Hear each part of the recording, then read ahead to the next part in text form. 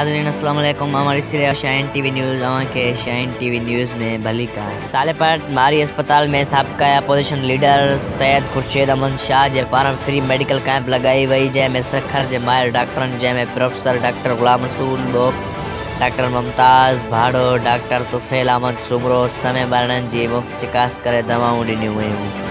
मैंने Syed Khurshid Ahmad Shah medical camp जो दौरो किया। उन मौके ते सैयद खुर्शीद अहमद शाह चयो त कोशिश कंदासीं त हर एक यूसी में फ्री मेडिकल कैंप लगाई वञे, जीअं बेपहुच माण्हू फ्री मेडिकल कैंप में फ़ाइदो हासिल कनि। उन सां गॾु एसी सालेपट, मुख्तियार कार सालेपट, सैयद एहसान अली शाह, रिजवी मलिक, शफीक अहमद ऐवान, मीर अख्तर टालपुर, सैयद कलंदर बख्श उर्फ काकी शाह जनबे गॾु हुआ।